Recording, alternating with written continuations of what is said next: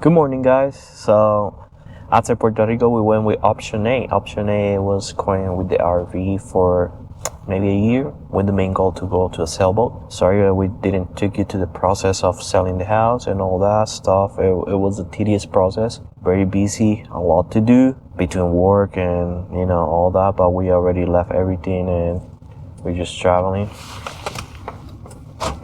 And let's have an adventure. That's what we're gonna do. It's a unrestrained life. That's how we're gonna live. And see you on the road, okay?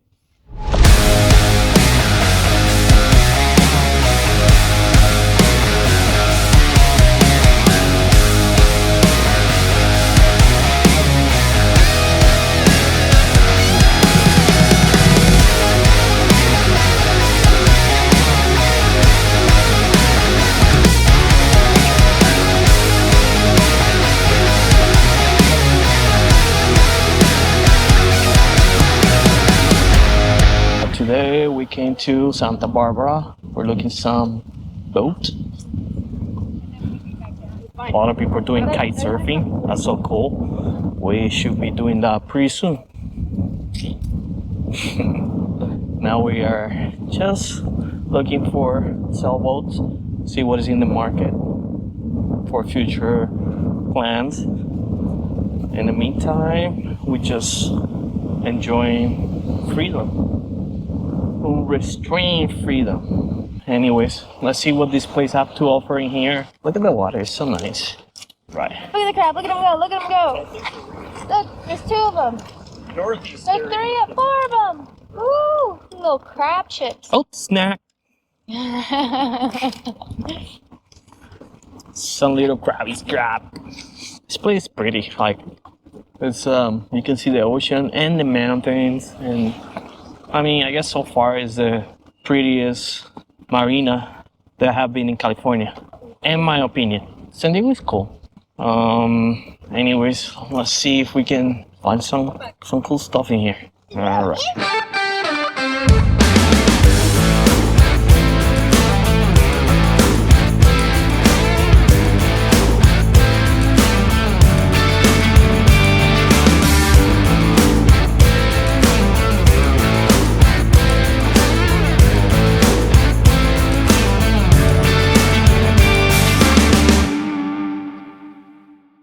Good morning, guys. So today we're gonna see our first sailboat. So we're gonna drive down to, where are we going?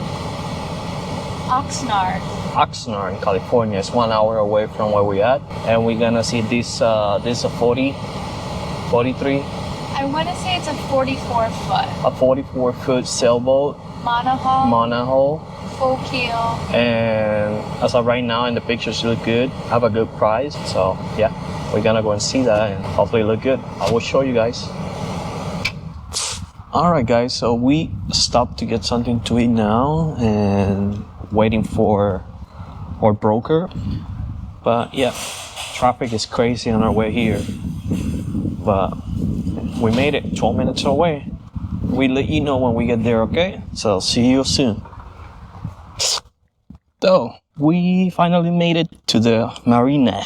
Now we're gonna meet with, oh, look at that. Whoa. There's a catamaran. It's beautiful. That's the dream boat. You can see if he has any catamarans. Take us longer to get all the extra stuff we want. Probably. It might be worth it. Yeah, so they're very nice boats. Let's see the one. Some of the little sailboats. She want you to see the little sailboats. We're ready to see our first, how you will say that? Because it's not our first boat. We're not buying the boat. We were seeing the boat, so. Our first boat feeling. And I'm just guessing, because that's what you'd say if it's a house. Kind of like a house. Who said that? Me? No, I think that's him right there. So we're gonna meet with Mr. Gil. Oh, it's a lot of boats. They look nice. It will be a very nice experience. Sorry, you were just the freeway. Yeah, it's kind of crazy. Yeah. How you doing? Pretty good. How about you? Good. Hey. Yeah, I'm John. Hi. Gabrielle and Jay. Jay. And this is for you, sir. Oh, cool. Let me know thank you. That was really sweet of you guys because I hadn't eaten all day. So I know. put this down. With that traffic, you'll get time to eat. Yeah, I know. It was like crazy. I've never seen it like that. But I'm gonna reimburse you here. No, don't no, worry. it's okay. Please, I. It's okay. So tell me, you guys, are you from the area or you're? No. Well, we moved. I'm from Puerto Rico. She's from Pittsburgh. We moved both From Cleveland. somehow to Georgia, Okay, meeting there. wow. Yeah. Okay. Voila. That's nice colors. Yeah. This is a really sweet boat. This is 63. So when they originally made fiberglass boats, they never knew, when it was invented in the early 60s, they didn't know the duration and how strong it would be, so they laid these hulls super thick. It had a full refit 2010. They put new fuel tanks in, water tanks, hydraulic steering. Let's see. I'll show you all this stuff. It has this solid life rail going around. It's stainless. Yeah, I like It's- that. It's super like a stout boat. You're not gonna win races with it. Well, we're you not know, trying to but win. it's yeah, exactly. I don't remember how they do this. Maybe with this stuff. So did you guys drive? I mean, are you living here locally, or you're living out of town? Like you're kind of back east and just on a trip right now? Is that? No, so we had a house in Marietta, and we decided to sell everything. This is our goal, but in the Yeah. meantime, we bought an RV and a truck, so we're kind of just like You guys RVing are living around. it up. That's great. We're trying to. Yeah, so yeah, we did that, and this is what we want to do. Yeah. We've only done like one sailing lesson, Okay. so but hey, Yeah. best way to learn is to just do Just it. do it. This honestly is like, it's a lot of boat for the price. And Yeah. it's like, the guy's super cool. I actually get along with him really well. Oh, that's interesting. So this is what you call a center cockpit boat. So they have and usually you see this layout on bigger boats. This is kind of a small one, but you have kind of a protected cockpit here, and then you have an aft stateroom. So you would just be like your sleeping quarters, and then you have kind of your hangout quarters and cooking and everything there. Okay. Yeah. ¿De cuál parte de Puerto Rico? Rio Grande. ¿Estás por el lado de este o? Yeah. Close to Luquillo or Fajardo? No he ido allá, pero tengo un amigo bueno de ellos, viva en San Juan. Rincón. Oh, we went to Rincon. We actually, before we took the decision to do this, Yeah. we came back from a 2-week trip to Puerto Rico to see my family. Oh yeah. And that's where we decided, like, let's do this. I know. Yes, you guys do it now. And I took while her to you- Rincon. Yeah. Oh, you took her there. Yeah. Yeah. It's good surfing there. Yeah, that's where they make all the professional content. Yeah. Because in the east side you can do surfing, but the best way for art. On the west. Yeah. Yeah. I've never been. He keeps inviting me. He spent 6 months there, 6 months here. But I want to go. Seems like You should. It's very Yeah. beautiful. So yeah, so some cool things on this. This is a hard, and stop me if I'm I'm just gonna give you what I know about boats, and maybe it helps you guys. But if you already know it, just shut me up. But No, please. this is a hard bimini, so usually this is called a bimini top, which covers it in. They kind of set this up for blue water cruising. I don't know what your ultimate dream That is, but is it. okay, so that's good. Obviously, you have this incredibly enclosed cockpit. Regardless of what boat you get, make sure that you're getting it from someone who's taking care of it, or you're going to be doing a lot of work. Catch up work.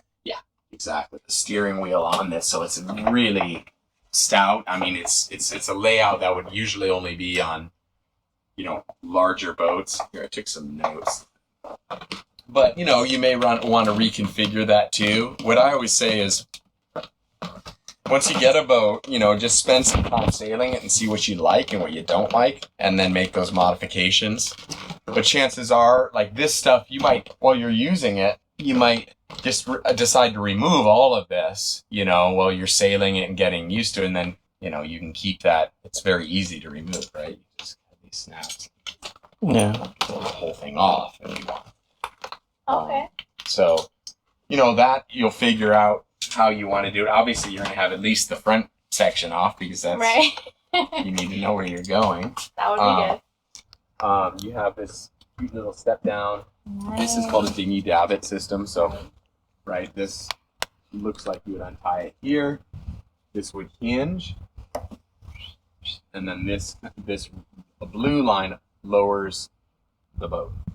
Radar mount. This is obviously something custom he did, but this is a solar panel, 300 watts. So you could even put more up there if you wanted, or So the radar, this is so we can know where the other boats are and at stuff. night, yeah, or in fog. So your radar is basically inside Attached of to that. our instrument. I mean, whenever you buy a boat, you're going to get it surveyed because, Right. just to know what the problems are on the boat. Yeah, and then he has, this is a little bit redundant with that, but maybe just because they're not Using locally, it, they kind of protect keep it. that here. See, I love the layout of this because you can just be inside this enclosed space and control the whole boat, That's what I was wanting. Yeah. and it's like you're not really, So if we do hit bad weather, we can at least be in there yep. and figure it out and And you have this sail away. railing, like even if you have to go forward.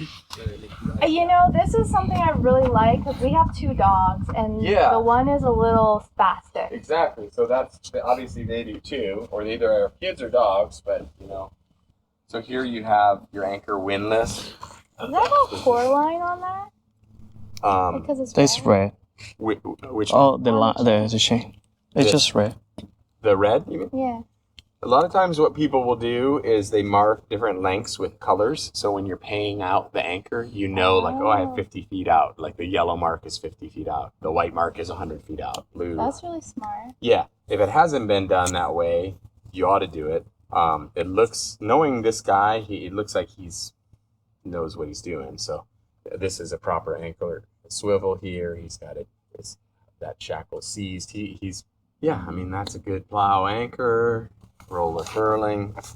So, and it looks like it has an electric up, and I think you're probably loosening this to pay out the chain.